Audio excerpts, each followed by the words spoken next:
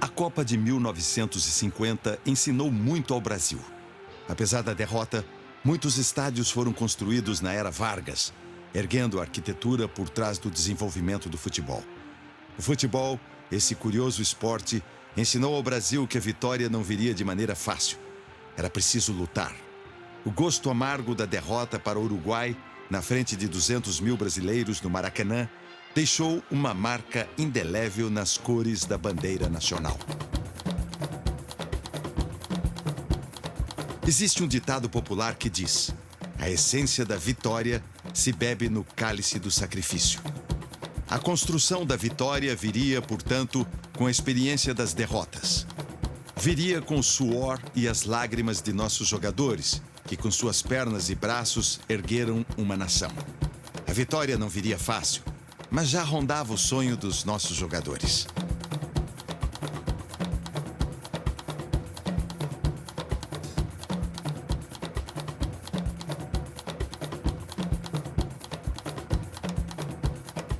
O ano de 1958 foi um divisor de águas para o futebol mundial.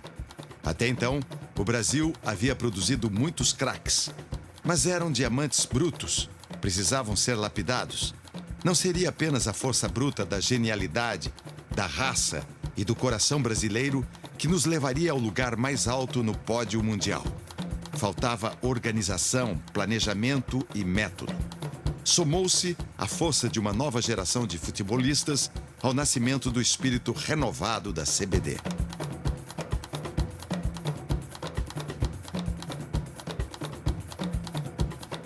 A história, às vezes, passa por caminhos curiosos. Como poderíamos imaginar a história do futebol brasileiro se talvez o belga Faustin Avelange, pai de João, não tivesse vindo para o Brasil, mas sim para um outro país? Difícil dizer, ou mesmo imaginar. João Avelange nasceu com espírito de atleta. Basta dizer que foi nadador das Olimpíadas de Berlim em 1936 e jogador de polo aquático nas Olimpíadas de 1952. Em 1956, assumiu a presidência da CBD, que na época, além do futebol, congregava 24 esportes. Reformou todo o sistema e prometia lutar com unhas e dentes pelas cores do Brasil.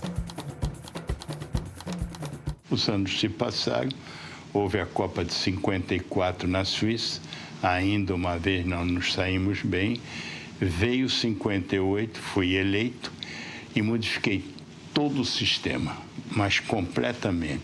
O que só assiste hoje foi o que colocamos: um psicólogo, um dentista, médicos, massagistas, roupeiro, enfim, tudo que era necessário para o bem-estar do atleta. Antigamente havia um roupeiro massagista, havia um técnico e mais nada. Então, e uma direção. E isso não dava condições. E assim foi tudo modificado, preparamos o time e tivemos a felicidade de, antes de chegar à Suécia, fazer 2 jogos na Itália, um com a Fiorentina e outro com a Inter ou com o Milan. E fomos criticados como é que uma seleção, naquela época, jogaria com um time. E com isso, preparamos o time e fomos campeões. Foi uma surpresa para todo mundo, mas foi uma festa. E aí começamos a sentir que poderíamos botar a cabeça fora d'água. A seleção do Brasil se preparava para a melhor campanha de sua história. Porém, isso ainda era um mistério para nossos heróis. Como ainda não havia ganhado nenhuma competição, mesmo tendo jogado em casa, os futebolistas, apesar de serem os melhores da época, como se provou no campeonato que se anunciava, entraram em campo desacreditados por outras potências do futebol. Talvez isso tenha contribuído e tenha dado mais força e concentração aos nossos jogadores. Quando terminava o mês de maio de 1958, a seleção brasileira embarcou rumo à Europa para disputar o seu 6º campeonato mundial de futebol. Logo antes da Copa, a renomada revista France Football publicava um artigo no qual dizia que a seleção brasileira possuía grandes craques, mas que eles eram emocionalmente vulneráveis, imaturos e despreparados psicologicamente para grandes competições. Continuava a matéria dizendo que o Brasil conseguiria, no máximo, um 6º lugar. Entre os favoritos, a revista destacou Alemanha Ocidental, Inglaterra, Suécia, Tchecoslováquia e Hungria.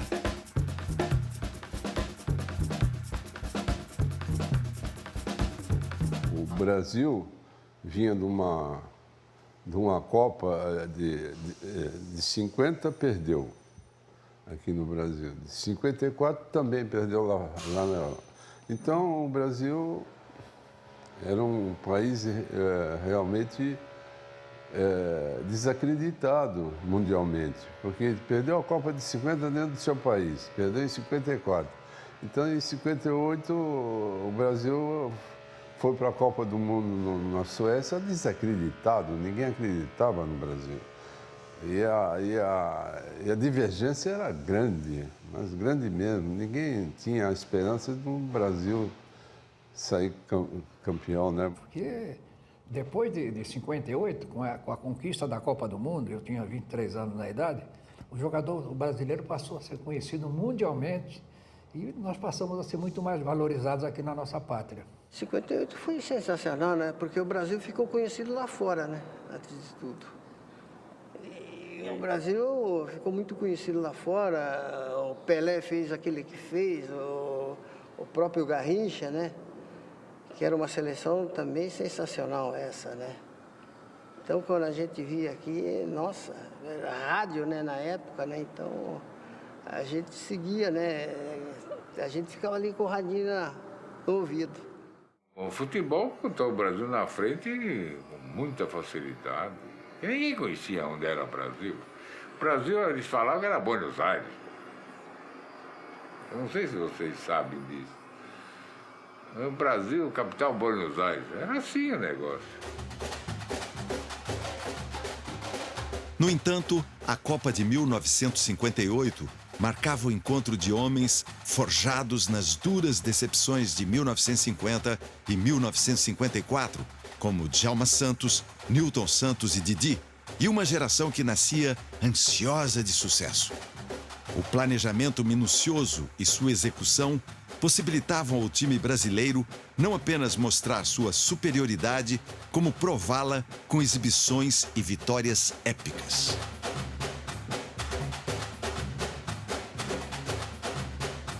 O time brasileiro, além do trabalho duro e habilidade, contava também com a sorte. Aparecia no Brasil uma estrela que iria ofuscar de uma vez por todas a dúvida que pairava sobre a seleção. O ano era 1957, quando surgiu no Brasil um menino que mudaria a forma de interpretar a bola: Pelé. Eu costumo dizer que quando jogou Pelé e Garrincha junto, a seleção nunca perdeu. Olha aqui, rapaz, o Pelé era um amador jogando futebol profissional. O Pelé, além daquela arrancada, aquele drible dele, o Pelé não caía. Ele não caía. Eu joguei ele várias vezes, fez o gol de placa aqui no Maracanã, que ele driblou a defesa do Fluminense todo dia, foi o último homem a dar o combate dele.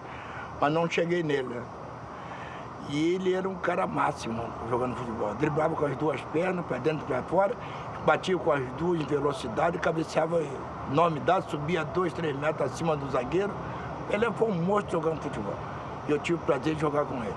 E meu amigo, eu me lembro muito bem quando eu jogava lá no Corinthians, eu falei, Pelé, poxa, vai jogar do lado de lá, você vem enchendo o saco lá em cá, vai do lado direito. Ele ia. Meu amigo, ele... Ah, então tá bem, eu vou jogar lá dentro, então vai. Aí, meu amigo, passei a admirar ele com a humildade do cara tem como jogador de futebol. A questão é que o Pelé, ele que se adapta, entendeu? Ao jogador, para ajudar o jogador. Porque ele sabe que é difícil, entendeu? Que um outro jogador possa entender o Pelé, porque ele faz coisas que imagináveis. Agora ele é diferente. Ele já, como um jogador normal, está com a bola, ele já sabe mais ou menos o que, então ele ajuda. Então não precisa nada, ele mesmo, entendeu? é que ajuda quem está ao seu lado. É simples jogar com ele, porque ele te facilita tudo. Se você está em dificuldade, ele vai te ajudar. Se você tem algum problema, ele está de perto de você. Quer dizer que ele te dá sempre uma solução. E eu aprendi também com ele isso.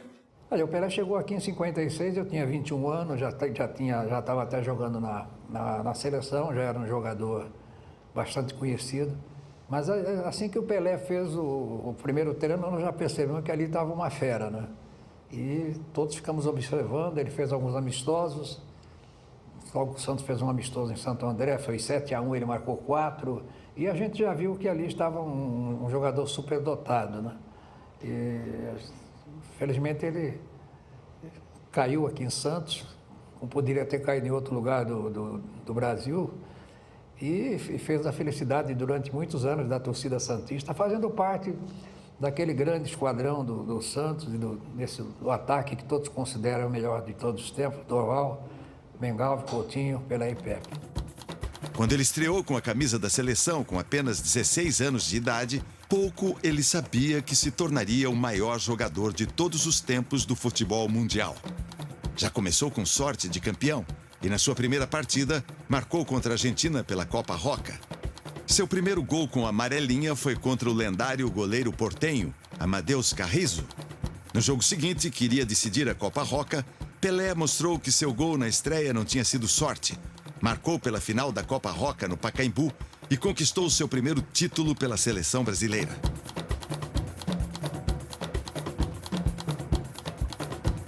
Além de Pelé, o Scratch Nacional contava com outras estrelas de primeira grandeza como Garrincha, o anjo das pernas tortas. Ele jogou, ele faleceu e nunca nasceu um, entendeu? Para dizer que eu marquei o Garrincha. Ele era impossível de ser marcado. E ninguém se pode levantar dizendo, eu marquei o Garrincha. É tudo mentira. Marcá-lo é uma coisa que ninguém nunca conseguiu. Conseguiu diminuir, entendeu? Um pouco aquilo que ele fazia por 90 minutos. Mas marcar, impossível. Pode ter feito ele jogar menos bola, mas não, quando ele estava com a bola nos pés, não tinha marcação, não tinha jeito de coisa, porque ele era realmente uma coisa impossível de se marcar. Olha aqui, Soldado Garrincha, eu fiz uma reportagem com o Garrincha recentemente, e o Garrincha é esse fenômeno que você ouviu falar. Era um cara espetacular, dentro do campo autoritário, brigava, jogava, e fora do campo brincava com seu time o tempo todo. Ele era uma criança fora do campo, dócil para levar. A gente aprontava em todo lugar, na compra. Ele comprava aquele rádio, né? Trazia e dizia assim, pô, mas esse rádio lá só fala inglês, não vai falar português, porque a gente lá no Brasil é outra coisa. Não quero esse rádio não. Esse rádio não fala português. Ele tinha essa brincadeira, essa tirada boa dele é mesmo. É um jogador que deveria muitos jogadores atuais procurar ler sobre a respeito do Garrincha. O jeito dele, a maneira simples, a personalidade dele, uma pessoa com todos os requisitos bons que ele tinha, e não era uma pessoa assim mascarado, né? Uma pessoa que não...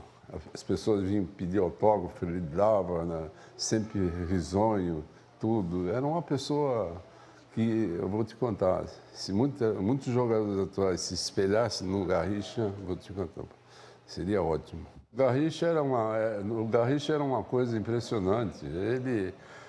Eu tinha o costume, eu vou lembrar de uma só, eu tinha o costume de não usar cueca, eu usava um abrigo da CBD na época, né? a calça, o calção, tudo, a camisa. E coincidiu que a gente estava dando uma entrevista coletiva lá nas Paineiras. Então, eu estava dando uma entrevista, o senhor Mané Garrincha era uma pessoa alegre e ele criava uma situação realmente muito legal. Então, nesse dia, nessa hora, eu dando entrevista, ele chegou por detrás e puxou a minha calça do abrigo. E eu não usava... eu não usava nem cueca.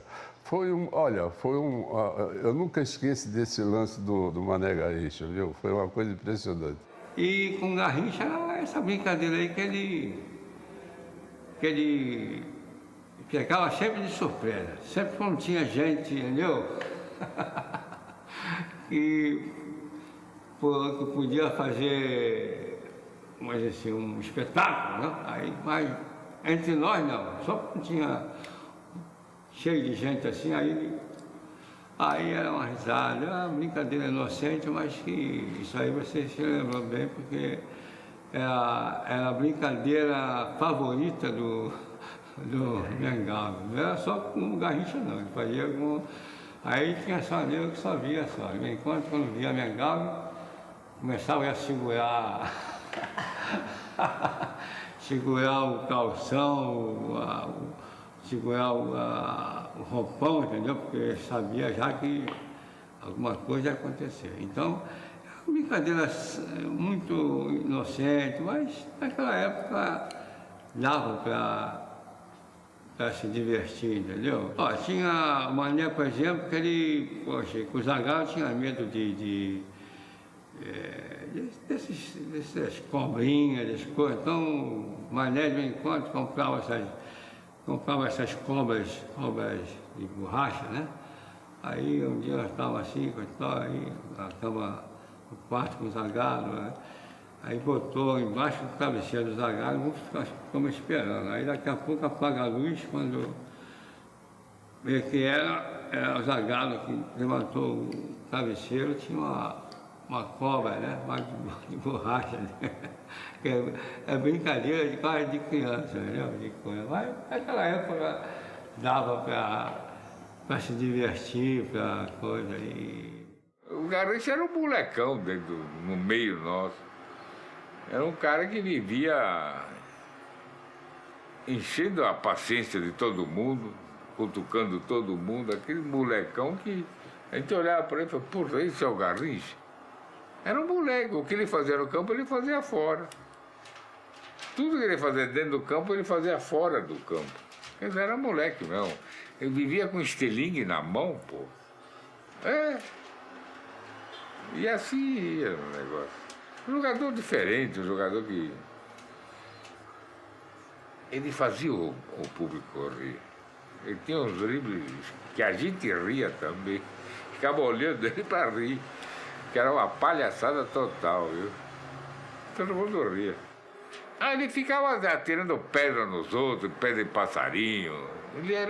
Ele sempre caçou lá onde ele morava, lá naquele Pau Grande, sei lá. Então ele vivia caçando, viu? Ele era um moleque total. Ele falou, pô, esse é o Garrincha. Mas é assim mesmo. O Garrincha jogando é uma dádiva, é um jogador fora de série e tudo que ele fazia dava certo. E foi numa fase muito boa. Um ataque muito bom no Brasil, fantástico. E foi que deu ao Brasil várias Copas, né? Através do ataque. Não, eu lembro dos baldes que a gente botava nas portas, em cima das portas, né? Quando o cara ia passar aqui, abria a porta, se molhava todinho, né? Essa era, a maioria das brincadeiras era essa, né? Então a gente tinha que estar esperto, vivo, né? Não, o Mané era um gozador, né? O Mané era um cara tranquilo, gozador. Para ele, Copa do Mundo era como se fosse um treino coletivo no Botafogo. Ele não estava nem aí. Para ele era mais ou menos tudo igual. Como melhor disse o poeta Carlos Drummond, se há um Deus que regula o futebol, esse Deus é sobretudo irônico e farsante. E Garrincha foi um de seus delegados incumbidos de zombar de tudo e de todos nos estádios. Mas como é também um Deus cruel, tirou do estonteante Garrincha a faculdade de perceber sua condição de agente divino. Foi um pobre e pequeno mortal que ajudou um país inteiro a sublimar suas tristezas. O pior é que as tristezas voltam e não há outro Garrincha disponível. Precisa-se de um novo que nos alimente o sonho. Djalma Santos, toda hora que eu ia fazer tratamento, ele ia junto. E Deus que está em bom lugar. E o Djalma brincava muito. O Djalma era um dos maiores gozadores que eu conheci na minha vida. E ele falava para mim, os homens mandaram perguntar para você como é que você está. Que estão a fim de cortar mais um e estão vendo você com bons olhos. Putz, aquilo me apavorava, né? Porque eu não estava legal, para jogar e tal. Mas todo dia ele ia e falava a mesma coisa para mim. Aí mandaram perguntar de novo, já está me enchendo o saco isso aí. Pode perguntar, e você não recupera. Eu acho que você vai, talvez na semana que vem você vai embora. E todo dia ele falava isso para mim, Djalma. E eu realmente não recuperei. Era muito bom. Ele comandava uma equipe bem mesmo. Era um jogador forte, vigoroso lá atrás. Não era tecnicamente fabuloso, mas tinha um vigor fabuloso. O Orlando era mais técnico, mas não tinha o vigor do Bellini, mas também era um grande quarto zagueiro. Então, Santos é esse enciclopédia do futebol, né? Então, não tem o que falar. Era sensacional. O Newton Santos, por exemplo, é um daqueles que sempre fala, eles vão te fazer isso. Não reage. Faz de conta que ele nem te conta. Então sabe como é que é? Eu não vou falar porque, mas eles faziam coisa que se fosse aqui no Brasil já tinha dado um... Didi Folha Seca, eu aprendi muita coisa com o Didi. Eu posso até mostrar a você, mas você não vai querer ver, eu tenho um dedo a mais. Por que um dedo a mais? Você vai perguntar, eu vou responder. O 3 dedos, você usa o dedo de fora. Esse dedo você não bate na bola, você bate do lado de fora. Então, tanto bater na bola, foi criando aqui mais um dedinho aqui. Didi tinha. Pedra de gelo. Frio. Não se apavorar por nada. Pô, no campo, como ele entrava, ele saía. Nunca viu o Didi brigar, nunca viu o Didi reclamar. No jogo foi, se eu não erro, em 58, quando a Suécia fez o gol, todo mundo desesperado, o Didi saiu, foi lá no gol, 58, né? Pegou a bola, botou embaixo do braço e veio andando até meio campo. E fez assim, botou a bola ali e fez assim, calma. Porque estava todo mundo desesperado. Aí botou a bola ali, né? E começou a jogar. Foi o time. Quer dizer, Didi era um professor, entendeu? Que não falava em campo. Ele só olhava, entendeu? Te olhando, você já sabia o que ele queria.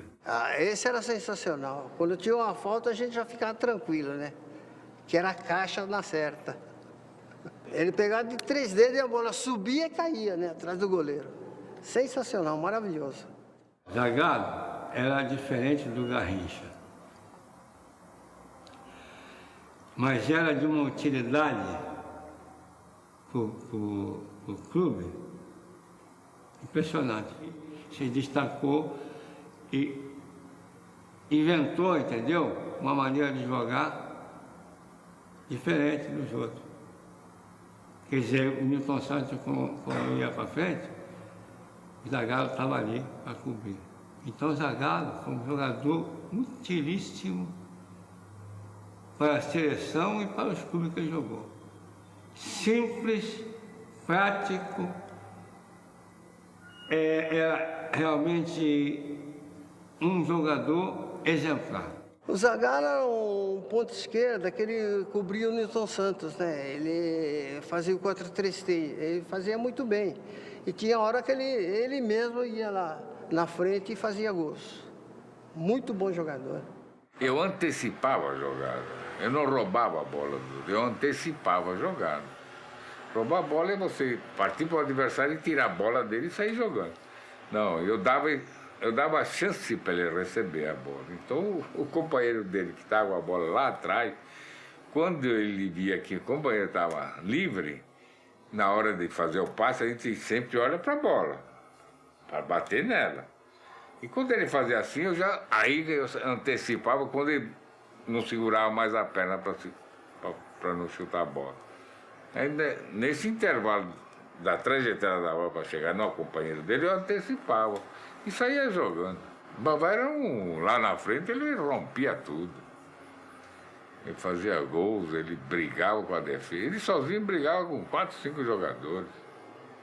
É um valente lá na frente. O Vavá era sensacional, era um centroavante, né, típico, né?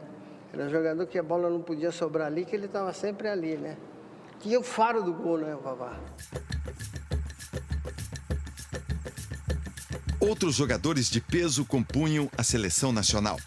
Castilho, Moacir, Zósimo, Dessordi, Oreco, Joel, Mazola, Pepe e Mauro Ramos. Assim, a equipe brasileira embarcava rumo à Copa do Mundo da Suécia. Na bagagem, além das roupas, a vontade de vencer e desfazer o episódio de 1950. No estádio de Rimmersvallen, diante de quase 18 mil espectadores, a seleção brasileira estreava na Copa do Mundo. Com os nervos à flor da pele, os austríacos fecharam o jogo e na primeira meia hora ninguém fez gol. Eu só sei que nós tomamos os 10 primeiros 10 ou 20 minutos, nós tomamos um passeio. Eles faziam tabela de 10, 15 metros, um longe do outro. Impressionante. Aí nós apertamos mais a marcação e melhorou para o nosso lado. Aí nós ganhamos de 3-1 e ganhamos bem. São jogos que a Áustria, então, era um time que... quando eles pegavam a bola, a gente ficava olhando eles jogarem. Eles jogavam bem, mas não tinha aquela potência lá na frente. Eu sei que nós, uns 10 ou 15 minutos do primeiro tempo, assim, nós tomamos um passeio que a gente não via a bola. Aí mandaram apertar mais a marcação, aí nós melhoramos e controlamos toda a situação e metemos 3 gols neles. E assim foi indo.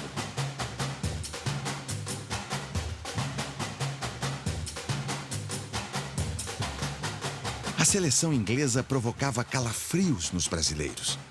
Ainda estava fresca na memória a derrota de 1956 em Wembley, quando nossa equipe foi vencida por 4-2 com uma atuação tímida.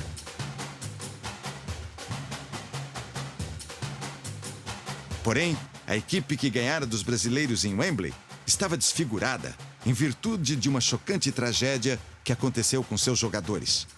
Pouco antes da Copa, um avião que transportava a delegação do Manchester United se acidentou no aeroporto de Munique, na Alemanha. 8 atletas ingleses morreram e 2 tiveram suas carreiras encerradas precocemente. A seleção perdeu alguns de seus melhores atletas, como Taylor, Edwards e Byrne, e tiveram que convocar veteranos que participaram do vexame inglês no Mundial de 1950, como Finney e Wright.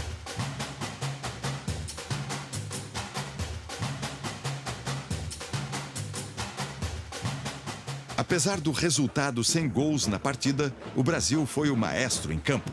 Foi senhor absoluto das ações.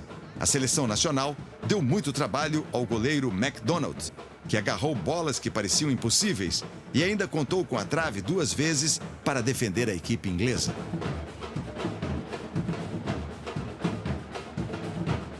A seleção jogava bem. Todavia, o jogo amarrado, o empate e a grande quantidade de gols perdidos fez com que Feola se preocupasse e mexesse na escalação do time. Apesar do resultado, o Brasil ainda se mantinha na liderança do grupo. Mas acendia uma luz amarela, visto que o próximo jogo seria contra a perigosa e misteriosa União Soviética.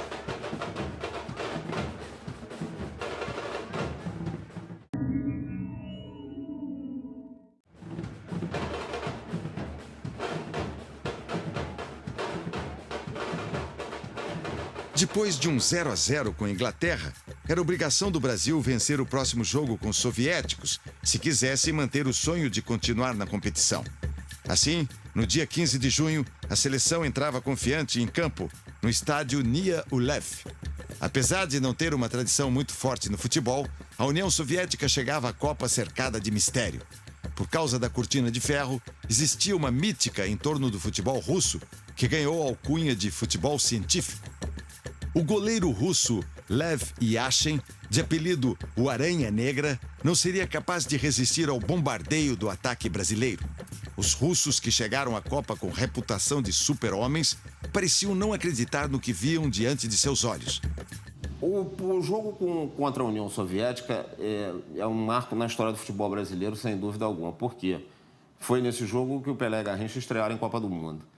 Mas antes disso, dizia-se aqui no Brasil que a União Soviética, e que, por influência dela, a cortina de ferro, de uma maneira geral, ou seja, os países do leste europeu, quase todos comunistas, praticavam, principalmente os soviéticos, praticavam o chamado futebol científico. E se perguntavam o que será futebol científico. Não, porque, como eram países muito fechados, a gente vivia num outro mundo, na verdade, se sabia muito pouco do que se passava por lá. Até porque não existia toda essa tecnologia que permite todo mundo saber de todo mundo o tempo inteiro, né? Em toda parte, né? Então, criou-se esse conceito de que eles haviam fabricado o futebol científico. O que seria o futebol científico, né? Ficou aquela pergunta no ar. O Garrincha acabou com o futebol científico em 3 minutos de jogo. Em 3 minutos de jogo, o futebol científico tinha ido para o espaço, né? Assim como os astronautas russos, né? Em 19 de junho, em Gotemburgo, o Brasil enfrentava um grande desafio. Pegava o país de Gales pelas quartas de final. Em 58, o país de Gales foi 1-0, jogo muito difícil, muito duro. Não que o país de Gales tenha ameaçado, né? Mas o país de Gales sempre tinha uma retranca incrível.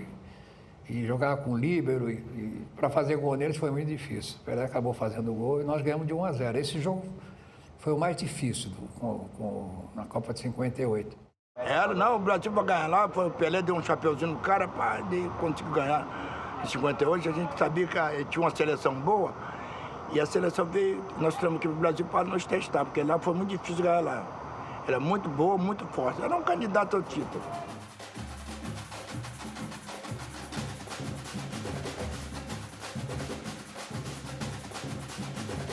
Num verdadeiro duelo de matadores, a semifinal da Copa de 1958 podia ser considerada uma decisão antecipada do certame. Os brasileiros tinham Didi, Garrincha, Vavá e Pelé. Os franceses tinham Copa e Just Fontaine, com suas conclusões fulminantes e até hoje o único a marcar 13 gols em uma única edição da Copa do Mundo. Os brasileiros já sabiam que seria impossível escapar ilesos de um duelo com Fontaine. Era necessário ter um ataque ainda mais contundente e manter a defesa atenta. E foi o que aconteceu em Estocolmo. Numa terça-feira de junho de 1958, em Estocolmo, Suécia, o Brasil enfrentava a perigosa equipe da França. No estádio Rasunda, pouco mais de 27 mil espectadores estavam presentes para assistir a partida. Um dia em que nada iria parar o futebol brasileiro. A partida valia a sonhada vaga para a final da Copa do Mundo. Apitava o confronto o árbitro galês Benjamin Griffiths. Pela equipe do Brasil entravam em campo Gilmar, Dessordi, Bellini, Orlando, Newton Santos, Zito, Didi, Garrincha, Vavá, Pelé e Zagallo. Pela França defendiam a seleção Abis, Cabel, Leronde, Penverne, Jonquette, Marcel, Vinesque, Fontaine, Copa, Piantoni, e Vincent. Os capitães das duas equipes, Bellini e Jonquet, se cumprimentam cordialmente no centro de campo, na presença do árbitro e dos bandeirinhas, e trocam os emblemas das equipes. O jogo começa com forte movimentação dos brasileiros e logo aos 2 minutos, Vavá enche o peito e apresenta o cartão de visita dos brasileiros. Faz Brasil 1-0. Poucos minutos depois, veio a reação francesa numa jogada de Copa e Fontaine. Fontaine igualou o marcador e terminou a Copa como artilheiro. Foi o primeiro gol que o Brasil tomou no Mundial. Apesar do frio da Suécia, o jogo fervia. Garrincha domina na entrada da área e lança Zagallo. Zagallo livre na esquerda, pega de primeira e fuzila o gol francês. A bola bate no travessão, bate em cima da linha, mas não entra. Penverne chuta de qualquer jeito, Cabel limpa o lance. Lançamento para Garrincha na ponta direita. Garrincha vem ganhando terreno frente a Marcel e Cabel. Garrincha sai em disparada pela ponta direita. O francês oferece combate. Garrincha, inacreditável, parou a bola e deixou o zagueiro francês rolando no chão. O zagueiro se levanta, não desiste, mas fica um pouco arredio. Garrincha aproveita, avança, tabela em 2 na grande área. Olha o lance, olha a chance, o goleiro salva. Pelé ainda tenta e a bola vai para fora. Os zagueiros franceses se enervaram e abusaram da violência. Os brasileiros também não deixaram barato e deram o troco. Numa dividida com Vavá, Jonquet, o capitão francês, quebrou a perna. Há quem acuse o jogador brasileiro de ter quebrado a perna do craque francês propositalmente. Essa jogada talvez tenha sido a que definiria a partida. O jogador teve que ser carregado para fora do campo, mas a habilidade dos brasileiros até o fim da partida provou o contrário. Mesmo com atendimento médico, o jogador se machucou e, como não eram permitidas substituições, a equipe francesa passou a atuar com 1 a menos em campo e não segurou mais o Brasil. A virada veio com Didi, na sua jogada mais clássica, a folha seca, que entrou bem no ângulo e mandou o goleiro francês, Claude Abbé, para fora de campo.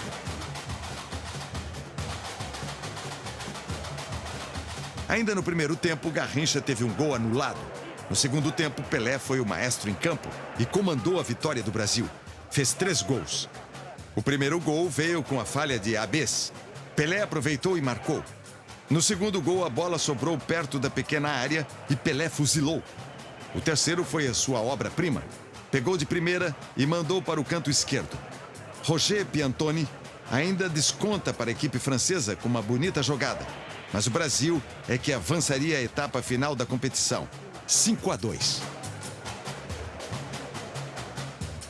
No final do jogo, os franceses se curvaram em campo frente à habilidade dos brasileiros. Pelé havia mostrado seu melhor futebol, tanto que os franceses não tardaram a colocar uma coroa em sua cabeça e o apelidaram de o Rei do Futebol.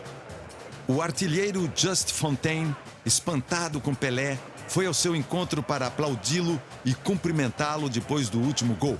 E Copa, de cabeça quente pela chuva de gols que havia sofrido, previu que ninguém tiraria a taça da nossa seleção. Talvez, nesse momento, o redator da revista France Football tenha se arrependido de publicar a matéria que desdenhava do futebol brasileiro. No frio gélido da Suécia, os jogadores brasileiros se preparavam para encarar a sua prova de fogo. Em 29 de junho, em Estocolmo, o Brasil chegava a mais uma final da Copa do Mundo.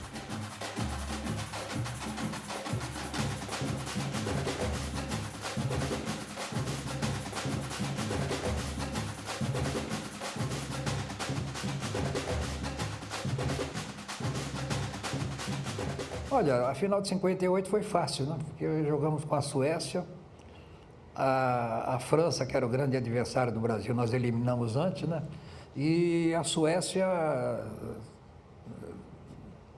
quando os 2 times entraram no campo, já sabia que o Brasil ia ser campeão, porque os jogadores da Suécia estavam, primeiro, estavam felizes de ser vice-campeões do mundo, e segundo, respeitavam demais o time brasileiro, sabiam que o Brasil era muito melhor. Então, não houve um pontapé, não houve nenhum tipo de desavença, de falcatrua, os juízes apitaram muito bem, as bandeirinhas também. E o Brasil foi infinitamente superior à Suécia e ganhou a Copa com extrema facilidade. A Suécia, na verdade, foi o início da conquista, né, e do crescimento do Brasil, né? Que o Brasil não tinha nome assim de craque naquela época, né? E foi através da Suécia, na primeira Copa que nós fomos, né? Conseguimos ganhar o campeonato, né? Foi um salto muito grande. Mas o mundo todo ficou sabendo, né? E o Brasil se tornou o primeiro do mundo. Isso é bonito. O Brasil vinha jogando com Gilmar, Djalma Santos, Bellini, o capitão da equipe, Orlando Peçanha, Nilton Santos, Zito e Didi, Garrincha, Vavá, Pelé e Zagallo. Atenção à formação sueca. Svensson, Bergmark, Axbom, Borgesson, Gustafsson, Parling, Amhin, Gren, Simonsson, Liedholm, o capitão da equipe, Skoglund. Essa partida, na tarde de ontem, fez o Brasil parar à espera do cortejo. Nós que estamos aqui podemos compreender perfeitamente a ansiedade de todo mundo. O Brasil entrava em campo no estádio Rassunda, em Solna, na Suécia, para disputar a final da Copa do Mundo. Bellini conversa com o árbitro e o capitão do time sueco, Liedholm. O árbitro tira uma cara e coroa para definir quem sai com a bola. Atenção, amigos, esta é a final da Copa do Mundo entre Brasil e Suécia. Prepara-se, Vavá, para movimentar o balão. Prepara-se, Vavá. Entrega a pelota a Pelé. Pelé atrasa para Zito. Zito no balão. Abre na direita para Djalma. Prepara Djalma. Levanta no ataque para Pelé. Pelé é cortado pelo zagueiro sueco. A bola sobra para o número 15, que é Borgesson. Borgesson manda para Gunnar Gren. Abriu na direita para Amhin. Recua, devolve a Gren. Gren a Bergmark. Atira em profundidade a Hammering, mas sobre ele, Orlando. Vavá perde a jogada para Gustafsson, que atira para Simonsson. Este entrega a Gren.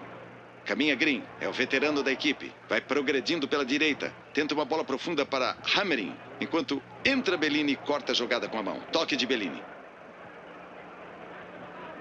Pela ponta direita, recolhe a pelota Gren. Engana Bellini. Tocou para o número 4, Liedholm. Domina na meia-lua. Dribla Bellini. Aponta, atira. Gol!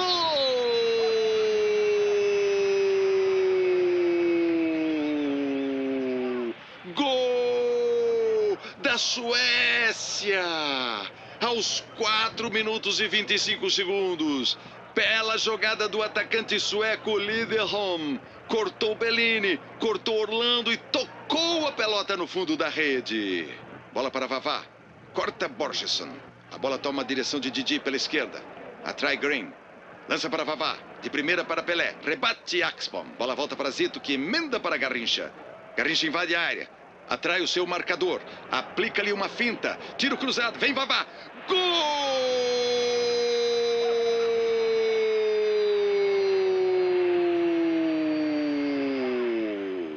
Gol do Brasil! Vavá! Empatada a partida. 8 minutos e meio do tempo inicial.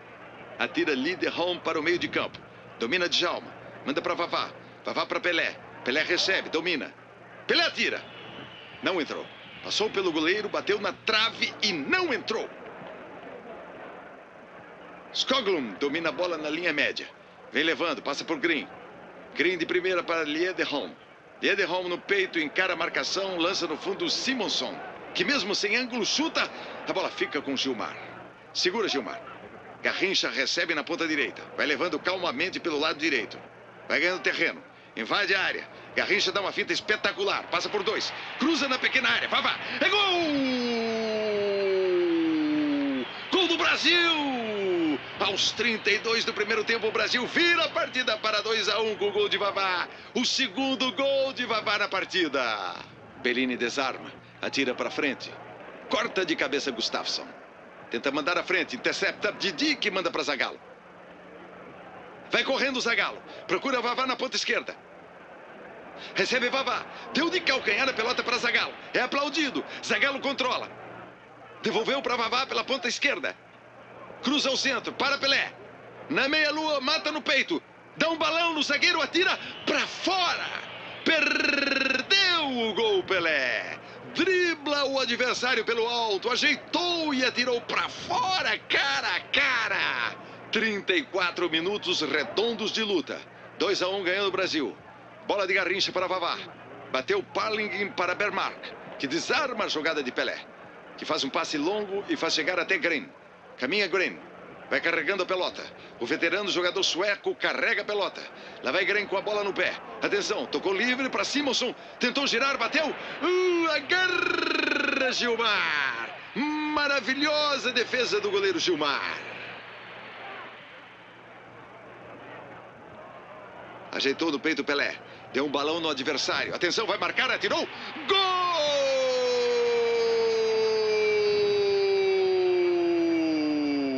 Gol do Brasil! Pelé! Uma beleza de gol! Garrincha recebe pela ponta direita, finta maravilhosamente Oxbom. Ainda Garrincha com a bola no pé. Já pela quina da área. Oxbom volta a dar-lhe combate. Ainda Garrincha, fintando Oxbom. Garrincha com a bola no pé, fazendo a jogada. Fintou o Garrincha, dançando de um lado para o outro. Oxbom na frente, vai, drible. Fintou o Garrincha, levantou. Entretanto, coloca na cabeça de Gustafsson, que joga a pelota para fora da área. Cobra Zagallo. Bola na cabeça de Vavá. Ficou para fora da área. Didi apontou, atirou. Rebate em Bergbach. Roubou o Zagallo, gol!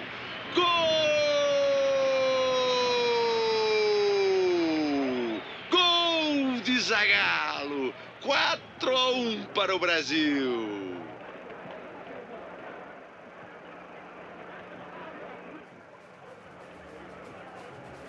A Suécia descontou para 4-2 com Simonson aos 35 do segundo tempo.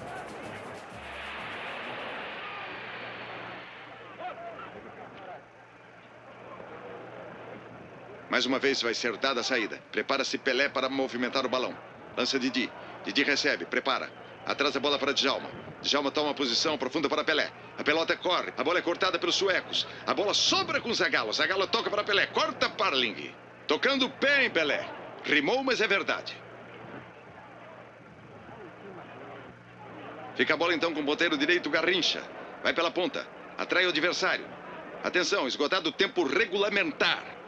Brasil campeão do mundo. Fica a pelota para trás. Onde está colocado Djalma?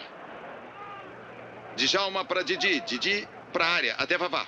Os suecos estão descontrolados. Procura a penetração. Mas Zagallo chuta para o gol. Agarra Svensson. Já estamos além do tempo regulamentar. Brasil campeão do mundo.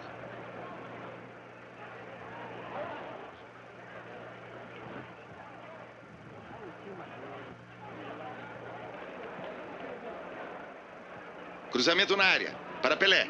De cabeça. Gol! Gol do Brasil! Pelé no canto esquerdo. Pelé não acredita. Fica deitado no chão. É a vitória brasileira aos 46 minutos de jogo. Pelé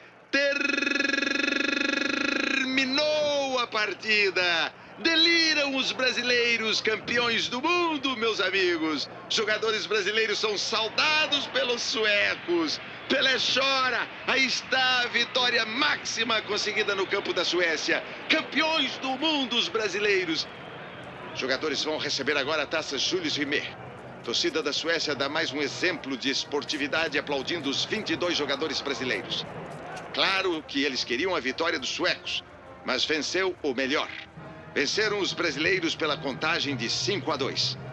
A vitória máxima do quadro brasileiro nesta oportunidade. Atenção, meus amigos, os campeões do mundo que desfilam com a bandeira da Suécia dentro do gramado de Rassunda. Agradecendo a este público, a esta torcida maravilhosa. Lá vai o Brasil desfilando com a bandeira da Suécia. Somos campeões do mundo. Bem, meus amigos, vamos agora então para a cerimônia de encerramento do Campeonato Mundial de Futebol em poder da Confederação Brasileira de Desportos. É um momento de verdadeira emoção. Estão chorando no campo os jogadores Bellini, que recebe a taça de campeão mundial.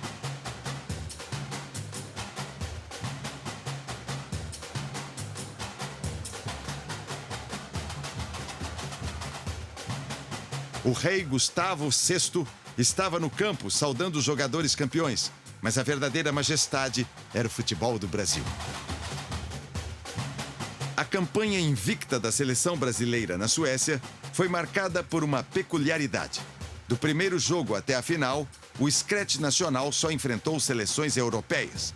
Mesmo duelando com esses perigosos rivais, o Brasil impôs seu espírito e ritmo de jogo como se estivesse jogando em casa.